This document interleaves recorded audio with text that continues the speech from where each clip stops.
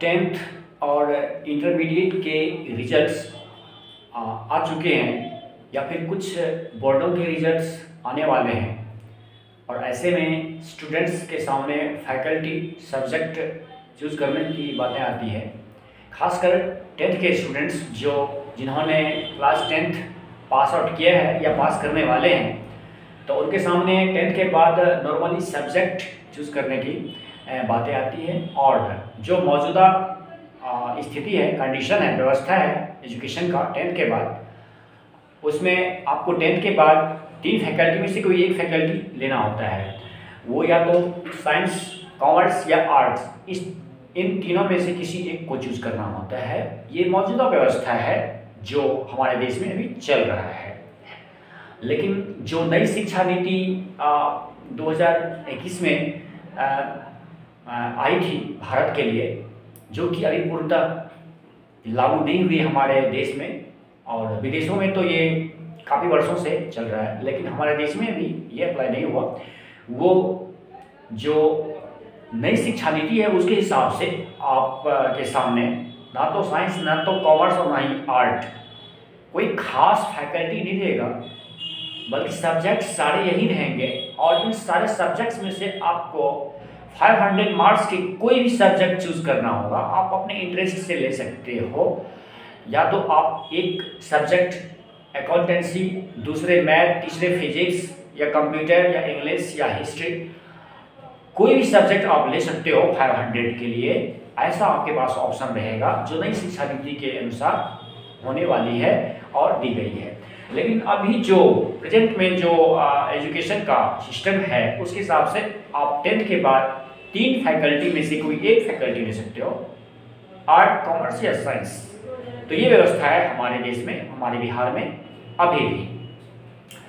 तो मैं आज ये कहना चाहता हूँ कि खासकर हमारे बिहार में ऐसी व्यवस्था और ऐसी मानसिकताएं हैं कि जो स्टूडेंट्स टेंथ पास किए या करने वाले हैं, उनकी पहले से प्लान भी होती है, पास किए और उनके अगर क्लास 10th में मैट्रिकुलेशन में अच्छे मार्क्स आए हैं या उनकी फर्स्ट डिवीज़न अगर हो गए या मार्क्स अच्छे हैं, तो उनकी मानसिकता ये होती है कि इनके रिजल्ट बहुत अच्छे हुए हैं तो ये साइंस फैकल्टी रखेंगे, क्योंकि साइंस फैकल्टी बहुत अच्छा होता है। और साइंस फैकल्टी वही बच्चे रखते हैं जो स्मार्ट होते हैं, उनको इज्जत मिलती है और इसलिए वो साइंस रखते हैं और रखना चाहिए। ऐसी मानसिकता हमारे देश में, खासकर हमारे बिहार में चल रहा है, जो कि गलत है। आप इस आधार पर फैकल्टी चूज ना करें कि आपके रिजल्ट मैट्रिकुलेशन में बहुत अच्छे हुए, आपके रिजल्ट, आपके मार्क्स बहुत अच्छे हैं, या आपकी फर्स्ट डिवीज़न या सेकेंड डिवीज़न जो भी आ गए, और इसलिए आप चूँकि मार्क्स अच्छे हैं तो आप साइंस रखें, या मार्क्स कम भी हैं तो भी आप साइंस रखें, क्योंकि साइंस रखने से आपको इज्जत मिलने वाली है ज़्यादा कॉमर्स और आर्ट वालों की अपेक्षा। आपको मान सम्मान मिलने वाला है और लोग आपको स्मार्ट बोलेंगे, आप बहुत अच्छे कामयाब होंगे। ये सोच मेरे ख्याल से सही नहीं है। आप कामयाब और अच्छे और योग्य और स्मार्ट हर सब्जेक्ट में हो सकते हो, आर्ट हो, कॉमर्स हो, चाहे साइंस हो। आप इतिहास उल्टा के देखो या आप बहुत सारे साहित्य उल्टा के देखो, दुनिया में एक पर एक कला और कलाकार भी नाम कमाए हैं। दुनिया में एक पर एक बिजनेसमैन, इंडस्ट्री और इकोनॉमिस्ट हैं जो नाम कमाए हैं, और एक साइंटिस्ट भी हैं, डॉक्टर्स भी हैं जो दुनिया को चला रहे हैं और नाम कमाए हैं। मैं कहना ये चाहता हूँ कि हर सब्जेक्ट में आप नाम कमा सकते हो, हर सब्जेक्ट में आप स्मार्ट हो सकते हो, और हर सब्जेक्ट में आप योग्य हो सकते हो, आपको इज्जत मिल सकती है। आपको रोजगार ही पानी है तो रोजगार भी पा सकते हो, चाहे प्राइवेट सेक्टर हो चाहे गवर्नमेंट सेक्टर हो। तो इस आधार पे आप फैकल्टी ना लें कि मार्क्स बहुत अच्छे आए हैं और साइंस या कॉमर्स लेने से आपको लोग स्मार्ट कहेंगे। ऐसी बात बिल्कुल नहीं है। आप स्मार्ट आर्ट में भी या कॉमर्स में भी बन सकते हो और स्मार्ट साइंस में भी बन सकते हो। और अगर आप सब्जेक्ट को अच्छे से नहीं लेते हो या डीप स्टडी या स्मार्ट स्टडी नहीं करते हो, आप लगन और मेहनत से नहीं पढ़ते हो, ईमानदारी से स्टडी नहीं करते हो, तो आप साइंस रख के भी कुछ नहीं कर पाओगे या आर्ट या कॉमर्स रख के भी कुछ नहीं कर पाओगे। बनने वाले कहीं भी किसी फैकल्टी में बनते हैं, बिगड़ने वाले कहीं भी किसी फैकल्टी से बिगड़ जाते हैं, चाहे गांव हो शहर हो, कुछ भी नहीं कहते हैं कीचड़ में कमल फूलता है। तो मैं कहना ये चाहता हूँ कि आप सोच समझ कर सब्जेक्ट फैकल्टी चूज करें। ऐसा नहीं कि हमारे साथी लोग बहुत सारे साइंस रख लिए तो हम भी साइंस रख लेते हैं, या हमारे सभी साथी कॉमर्स रख रहे हैं तो हम भी कॉमर्स रख लेते हैं, या आर्ट बिल्कुल बुरा है, आर्ट रखने वाले स्टूडेंट अच्छे नहीं होते हैं। आप अपनी कंडीशन, सिचुएशन और अपनी एबिलिटी, कैपेसिटी और इकोनॉमिक कंडीशन के हिसाब से कोई भी काम आपको करना चाहिए और कोई भी सब्जेक्ट आपको चूज करना चाहिए। जो सब कर रहे हैं वही हम भी करें, ऐसी बात नहीं। आप अपनी इंटरेस्ट, आप अपने एम, टारगेट और लक्ष्य के हिसाब से आपको जो अच्छी लग रही है उसके हिसाब से आप चूज करें सब्जेक्ट। एक बात ये भी मैं कहना चाहता हूँ कि अंडर स्टैंडर्ड 10th तक के स्टूडेंट को, बच्चों को कॉमर्स से कुछ खास रिलेशन नहीं होता है, क्योंकि अंडर 10th में कॉमर्स से रिलेटेड बहुत सारी कम कंटेंट हैं, इसलिए बच्चे कॉमर्स के बारे में कुछ नहीं जान पाते हैं।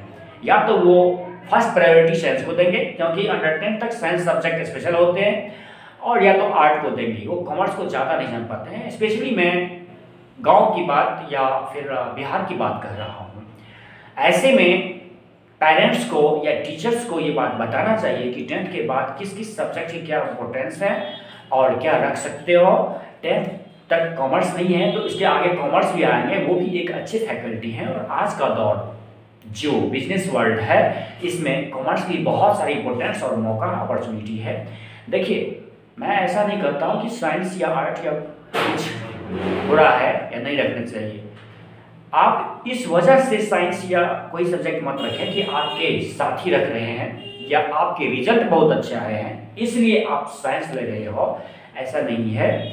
आप सोच समझदारी से, मैं ये कहूँ कि जितने मेट्रोपॉलिटन सिटीज़, उनमें अच्छे मार्क्स वाले स्टूडेंट कॉमर्स ही ज़्यादा चूज करते हैं।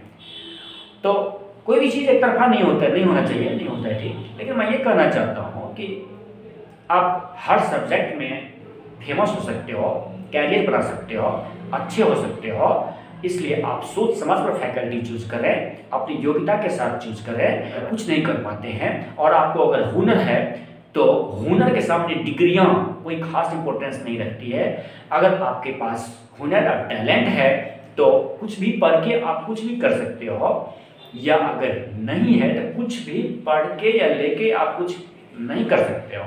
इसलिए सबसे बड़ी बात है आपकी टैलेंट, आपके अंदर हुनर क्या है, नॉलेज के लेवल क्या है, न कि साइंस, कॉमर्स और आर्ट से कोई फर्क नहीं पड़ता है। अंडर 10 तक बच्चे मिसलीड हो जाते हैं, वो भड़म में रहते हैं, वो इनके अंदर वो अंडरस्टैंडिंग नहीं हो पाती है। इसलिए चूंकि 10th के रिजल्ट्स कुछ बोर्डों ने दे दिए हैं और कुछ बोर्ड्स के रिजल्ट्स आने वाले हैं, तो इस वजह से मैं ये बात कहना चाहता हूँ, मैं ये एक तरह से गाइडेंस देना चाहता हूँ और इस वजह से मैंने ये वीडियो बनाया है। आप सब्जेक्ट, फैकल्टी, अपने टारगेट, अपने इंटरेस्ट चूज करें। अंडर 10 तक कॉमर्स नहीं है तो कॉमर्स के बारे में उनको बताना पड़ेगा। ये गुरुजी, बहुत सारे गुरुजी जो 10th लेवल के हैं, उनका ये फर्ज बनता है, बहुत सारे पेरेंट्स या सीनियर्स का ये फर्ज बनता है कि वो सभी बच्चों को बताएं कि आर्ट्स क्या चीज़ है, कॉमर्स क्या चीज़ है और साइंस क्या चीज़ है। अंडर 10 तक तो बच्चे आर्ट्स और साइंस से रूबरू होते हैं, उनको इंट्रोडक्शन मिल चुका होता है। कॉमर्स का खास नहीं मिलता है तो कॉमर्स के बारे में बताना है। डिपेंड करता है बच्चों के ऊपर कि वो क्या इंटरेस्ट लेते हैं, क्या रखते हैं और क्या करते हैं। तो बस यही कहना चाहता था। बाद बाकी आप कोई भी सब्जेक्ट ले सकते हो और किसी भी सब्जेक्ट में आप अच्छे फील्ड हैं और अच्छे नाम कमा सकते हो, देश दुनिया का नाम रोशन कर सकते हो, अपने बिहार, अपने हिंदुस्तान, अपने भारत देश का नाम रोशन कर सकते हो, इस देश के विकास में योगदान कर सकते हो, कोई भी सब्जेक्ट लेकर के और ईमानदारी से मेहनत और पढ़ाई करके। Okay, best of luck.